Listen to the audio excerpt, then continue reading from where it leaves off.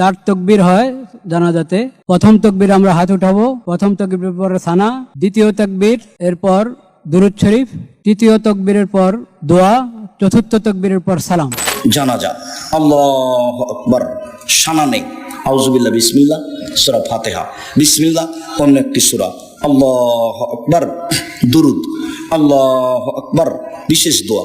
আপনাদের সমাজে যে লোকেরা জানাজা পড়ে, প্রচলিত জানাজা, তাদের যেটা হাদিস আছে সেটা হাদিস আছে সূরাতুল ফাতিহা পড়েন, নিষেধ না, সূরা ফাতিহা নাই জানাজা। আর সানা নেই, সানা পড়ে, যেটা নেই সেটা পড়ে, আর যেটা আছে সেটা পড়ে। জানাজা সালাতে প্রথম তাকবীরের সানা পড়ার দলিল আছে কিনা জানতে চাই। না, আমি পাইনি। আমি বহু চেষ্টা করেছি। হানাফিরা যারা বলেন সূরা ফাতিহা পড়বে না, এরা গলত বলে, হানাফি মাযহাব অনুযায়ী গলত বলে। হানাফি মাযহাবের কিতাবেই লেখা আছে, দুর্ভাগ্য আমাদের দেশের হানাফিরাও পড়াশোনা করেন না। হানাফি মাযহাবের প্রায় সব কিতাবে আছে, স্বামী থেকে শুরু করে কানজুদ দাকায়েক, বাহরুর রায়, আমরা যে নুরুল ইজা পড়ি, ওর লেখকের একটা রিসালায় আছে। যাই হোক, যে সূরা ফাতিহা পড়া যাবে। তাহলে আল্লাহু আকবার বলে যখন জানাজা শুরু হলো, তখন কি শুরু হলো? মোনাজাত শুরু হলো। যে জানে না সে জাহেল, ওকে জাহেল প্রমাণ করতে না পারলে আমি আসবো না। ও জাহেল, যে জানে না যে আল্লাহু আকবার বলে জানাজার সালাত শুরু হলো, মানে কি শুরু হলো? মোনাজাত শুরু হলো। এবার আল্লাহু আকবার বলে সূরা ফাতিহা পাঠ করবে, আর এক আল্লাহু আকবার বলে দরুদ পাঠ করবে। এটা দোয়া করার, মোনাজাত করার এটা নিয়ম। ইমাম সাহেব কাতার সোজা করতে বলবেন, আজান না ইকামত নেই, কাতার সোজা করতে বলে আল্লাহু আকবার বলে হাত উঠিয়ে জানাজা শুরু করবেন। জানাজার দুয়ার সূরা ফাতিহা পড়তে হবে কি বাধ্য? জানাজায় সূরা ফাতিহা পড়তেই হবে। আল্লাহু আকবার, আউযুবিল্লাহ, বিসমিল্লাহ, সূরা ফাতিহা, বিসমিল্লাহ, অন্য একটা সূরা, আল্লাহু আকবার, দুরূদে ইব্রাহিম, আল্লাহু আকবার, বিশেষ দোয়া, আল্লাহুম্মা গফির লাহু ওয়ারহামহু, শেষ। আসসালামু আলাইকুম ওয়া রাহমাতুল্লাহ, আসসালামু আলাইকুম।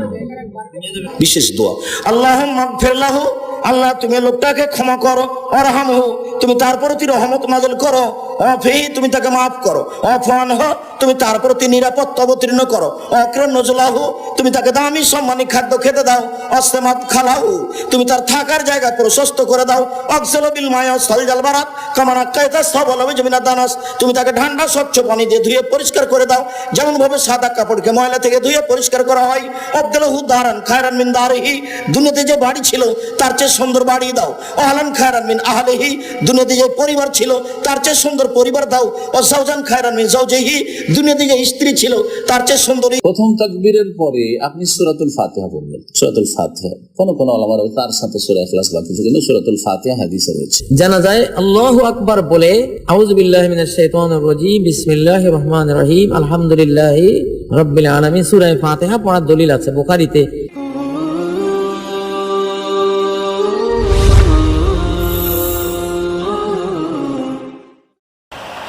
বিপদে পড়ে 2 রাকাত সালাত আদায় করবেন, আল্লাহকে বলবেন পথ সহজ হবে।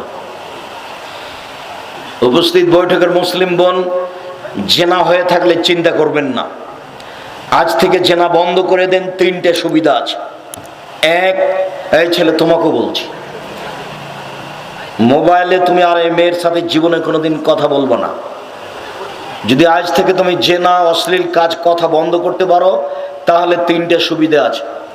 এক, বিচারের মাঠে তুমি বিশেষ ছায়াতলে থাকতে পাবা, যেদিন আল্লাহর ছায়া ছাড়া কোনো ছায়া থাকবে না।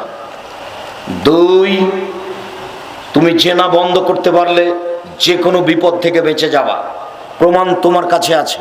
ওই যে 3জন লোক রাস্তায় হাঁটছিল, বৃষ্টি আসলো, তখন তারা গর্তের মধ্যে ঢুকলো। পাহাড়ে একটা পাথর এসে ঢুকে গেল, গর্তের উপরে পড়ে গেল, মুখের উপরে বের হতে পারে না।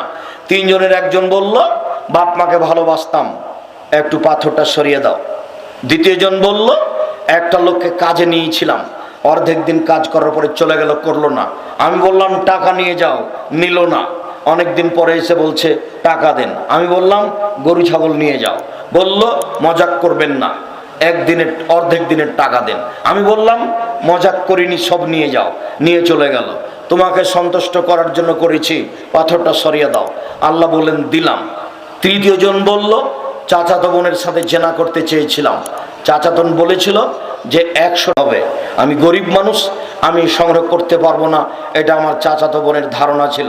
হাড় ভাঙা পরিশ্রম করে 100টা স্বর্ণ মুদ্রা সংগ্রহ করলাম, হাতে দিয়ে জেনা করব বলে বসেছি। চাচাতো বোন বলল যে আল্লাহকে ভয় কর, আমাকে অসতী প্রমাণ করিস না। হুকুম তো আনহা, আমি উঠে গেছি, জেনা করিনি, তুমি বিপদ থেকে বাঁচিয়ে দাও। আল্লাহ বললেন ঠিক আছে যাও, আমি পাথর সরিয়ে দিলাম। আল্লাহ বলেন অনাহা নাফসা আনিল হাওয়া ফাইনাল জান্নাতা হিয়াল মাওয়া। পুরুষ নারী যদি অশ্লীল কাজকে বন্ধ করতে পারে, আমি আল্লাহ জান্নাতুল মাওয়া দিয়ে দিলাম তাকে। উপস্থিত বৈঠকের মুসলিম বোন, নিরাশা হবেন না, নিরাশার কিছু নেই। আপনাকে আমি স্মরণ করাচ্ছি যে বিপদে পড়ে আপনি 2 রাকাত সালাত আদায় করবেন, দিয়ে আপনি আল্লাহকে বলবেন আপনি বিপদ থেকে বেঁচে যাবেন, তার নাম সালাতুল হাজা। এই যে দেখেন, এই যে দেখেন, ওই যে মা কোলে 3 জন লোক কথা বলেছিল শিশু দুধ পান করা অবস্থায়, তার একটা হচ্ছে জোরাইজের ঘটনা। জোরাইজ তার ইবাদতখানে ইবাদত করছিলেন, তার মা এসে তাকে ডাকলো। জোরাইজ বলল উসলে উজিভা, আমি মায়ের সাথে কথা বলবো না সালাত আদায় করব। আমি মায়ের ডাকে সাড়া দিব না আমি সালাত আদায় করব। একটু দেরি হয়ে গেছে, তখন মায়ে বলে দিল আল্লাহুম্মা লা তুমি তো আতাতুরিয়াহু জুহাল মুমিসাত, আল্লাহ তুমি এই জোরাইজের মরণ দিও না যতক্ষণ পর্যন্ত পতিতালয়ের মহিলার সাথে মুখ না দেখা হবে, যতক্ষণ পর্যন্ত তার জেনার ঘটনা না ঘটবে, ততক্ষণ পর্যন্ত তুমি এর মরণ দিও না। এই বলে মা চলে গেলেন। ফাতারাজাতুল্লাহ, ইতিমধ্যে একটা মহিলা চলে আসলো। মহিলা তার সাথে কথা বলল জেনার ব্যাপারে। ফাবা, জোরাইজ জেনাকে অস্বীকার করলো। ফাতাতির রাইয়া, মহিলা একটা রাখালের কাছে আসলো। ফাম কানাথু, রাখালকে চেপে ধরলো, তার সাথে জেনা করলো। ফাওয়ালাদাত গোলামান, একটা বাচ্চা জন্ম দিল। এরপরে মহিলা বলল হাজামিন জোরাইজ, এই বাচ্চা হচ্ছে জোরাইজের। ফাতাহু, জনগণ তার গির্জা ঘরের কাছে আসলো। ফাকাসসারুহ, জনগণ তার গির্জা ঘরকে ভেঙে খান খান করে দিল। আনজালুহ, টেনে হেঁচড়ে তাকে রাস্তায় নামিয়ে দিল। অসভ্যহ, গ্রামের লোকেরা তাকে অকথ্য ভাষায় গালি দিল।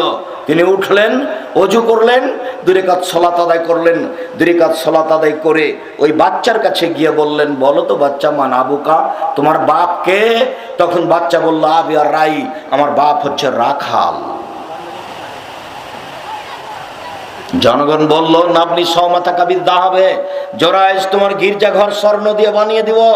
জোরাইজ বলে লাইলাবিত্তিন, জি না, আমার গির্জা ঘর স্বর্ণ দিয়ে বানাতে হবে না, মাটি দিয়ে বানাইতে হবে, যাহাই ছিল তাহাই করিতে হইবে। হাদিস মুসলিম। ঘটনাগুলি পাবেন উপদেশ বইয়ে। উপদেশ বইয়ে একটা আলোচনা আছে আল্লাহ ভরসা। আপনার জন্য লিখেছিলাম, কখন যে আপনার ভালোবাসা কেটে গেল আমি বুঝতে পারলাম না।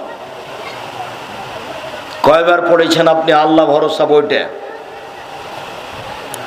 যখন এই জায়গাতে আসি তখন আমার মুসা আলাইহিস সালামের কথাটা মনে হয়। যদিও আল্লাহ ভরসা বাস্তব বুঝতে পারি না, যদিও আমিও মুখে বলি আল্লাহ ভরসার কথা, আমিও মুখে বলি। 2013 সালের 24 আগস্ট রোজ মঙ্গলবার হাঁটাবো, বীরহাটাবো, রূপগঞ্জ, নারায়ণগঞ্জ, ঢাকা, কাঁঠাল গাছের নিচে বলেছিলাম আমার হাতে টাকা নেই, এই কথা সত্য। এখানে প্রতিষ্ঠান গড়বে, এই কথা সত্য, ইনশাল্লাহ গড়বেই গড়বে। আপনার বাড়ির নিকটে আছে, আপনি দেখে আসেন, 300 ফুট রাস্তার মাথায় পূর্বাচলে প্রায় 51 বিঘা জমির উপরে জামিয়া সালাফিয়া, যেখানে 200 শতক জমি বরাদ্দ করা হয়েছে মসজিদের জন্য। ইনশাআল্লাহ এই দেশে বড় মসজিদ তৈরি করবই ইনশাআল্লাহ। সম্মানিত দিনী ভাই বোন, যখন যেখানে দাঁড়িয়েছি তখন এভাবে বলেছি, আমি চেষ্টা চালাচ্ছি আল্লাহর উপরে ভরসা করে কাজ করার। আপনাকে আমি আল্লাহর উপরে ভরসা করার জন্য অনুরোধ জানিয়ে বলছি, দেখুন বিপদে পড়ে 2 রাকাত সালাত আদায় করে যদি আপনি যদি আল্লাহকে বলেন, তাহলে আল্লাহ আপনার কাজ সহজ করে দিবেন। এরপরে আছে সলাতুল ইস্তেখারা। রাসূল সাল্লাল্লাহু আলাইহি ওয়াসাল্লাম বলছেন, যখনই কোনো মানুষ সিদ্ধান্ত নেবেন কোনো কাজের, 2 রাকাত সালাত আদায় করবে। 2 রাকাত সালাত আদায় করে বলবে, হে আল্লাহ, তুমি যদি মনে করেন না হাজাল আমরা খায়রুল ফিদিনি ও মাসি ওয়াকে বাতে আমরি, এই কাজটা আমার জন্য ভালো, আমার দিনের জন্য ভালো, আমার পরকালের জন্য ভালো, ফাকদের হলি, এই কাজ করতে আমাকে সক্ষম করো, ওয়াসির হলি, কাজটা সহজ করে দাও, ও বারিকলি ফিহে, এই কাজে আমাকে বরকত দাও। আর যদি তুমি মনে করো এটা আমার জন্য ভালো নয়, আমার জীবনের জন্য ভালো নয়, তাহলে তুমি এটাকে আমার থেকে সরিয়ে দাও, আর আমাকেও তার থেকে সরিয়ে দাও, এর চেয়ে সুন্দরটার ব্যবস্থা করে দাও। এরপরে হচ্ছে আপনার সলাত তাসবিহ, যার হাদিস ঠিক নয়, 300 বার সুবহানাল্লাহ আলহামদুলিল্লাহ লা ইলাহা ইল্লাল্লাহ আল্লাহু আকবার বলে 4 রাকাত সালাত আদায় করতে হয়। জীবনে একদিন হলেও করতে হবে, নইলে বছরে একদিন করতে হবে, নইলে মাসে একদিন করতে হবে, নইলে দিনে একদিন করতে হবে।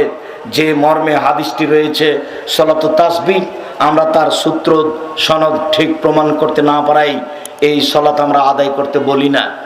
আজকের 9 ধরনের আলোচনায়, সালাতের আলোচনায় 8 ধরনের সালাত সময়ের গতিতে আপনাকে আদায় করার জন্য আমি অনুরোধ জানাচ্ছি। সম্মানিত দিনী ভাই বোন, আলোচনার এই পর্যায়ে এসে আপনাকে আমি জরুরিভাবে বলছি, জীবনে 4টা কাজ কখনো অলসতা দেখিয়ে বাদ দিবেন না, ছাড়বেন না। 1 5 ওয়াক্ত সালাত, 2 হালাল রুজি, 3 কোরআন তেলাওয়াত, অন্তত সূরা ইখলাস, 4 দুইজন যেখানে বসে আছে সেখানে বসবেন না, আড্ডা পিটবেন না। ওখানে কারো বদনাম হচ্ছে, আপনি জড়িয়ে গেলেন, তাহাজ্জুদ পড়ে আপনি জান্নাত কিনতে পারবেন না। আজ থেকে চিরদিনের জন্য আড্ডা পিটা কাজকে বন্ধ করে দেন। দোকানে গিয়ে দাঁড়িয়ে জিনিস নেবেন, কিনা শেষ হয়ে গিয়ে চলে যাবেন, ওখানে অপেক্ষা করবেন না। এই 4টা কাজের অনুরোধ জানাচ্ছি। আপনাকে বলছি, মনে রাখবেন, 4টে কারণে কবরের শাস্তি হয় না। 1 জুমার দিন মারা গেলে কবরের শাস্তি হয় না। 2 শহীদ হয়ে গেলে কবরের শাস্তি হয় না। 3 পেট ব্যথায় মারা গেলে কবরের শাস্তি হয় না। 4 রাতে সূরা মুলক পড়লে কবরের শাস্তি হয় না। এই 4টের মধ্যে শুধু এটাই সহজ। 1 জুমার দিন মারা গেলে, জুমার দিন মারা যাব কিনা তুই নিজেও জানি না। 2 শহীদ হলে, শহীদ হব কিনা তুই নিজেও জানি না। 3 পেট ব্যথা, যে ব্যথায় মারা গেলাম সেই ব্যথা কিনা, কোন ব্যথায় যে মারা গেলাম সেটা স্পষ্ট হতে পারলাম না। 4 রাতে সূরা মুলক পড়া, এটা সবাই পারে। রাতে যদি আপনি সূরা মুলক পড়েন তাহলে কবরের শাস্তি হবে না। মর্মের সম্মানিত দিনী ভাই বোন, অজু করে 2 রাকাত সালাত আদায় করার প্রাণপণে চেষ্টা করবেন। মসজিদে ঢুকে 2 রাকাত সালাত আদায় করার প্রাণপণে চেষ্টা করবেন। আজান হওয়ার পর পরে 2 রাকাত সালাত আদায় করার চেষ্টা করবেন। সূর্য ওঠার পর পরে 2 রাকাত সালাত আদায় করার চেষ্টা করবেন। 7:30 8টা 8:30 এর সময় 2 রাকাত সালাত আদায় করার চেষ্টা করবেন। 10:30 11টার সময় 2 রাকাত সালাত আদায় করার চেষ্টা করবেন। প্রয়োজনে বিপদে পড়ে যে কোনো সমস্যার কারণে 2 রাকাত সালাত আদায় করবেন। কোনো কাজ সিদ্ধান্ত নিচ্ছেন, জমি কিনবো, এই মেয়েটাকে বৌমা হিসেবে নিতে চাচ্ছি, তাহলে আপনি 2 রাকাত সালাত আদায় করবেন, সিদ্ধান্তের সালাত।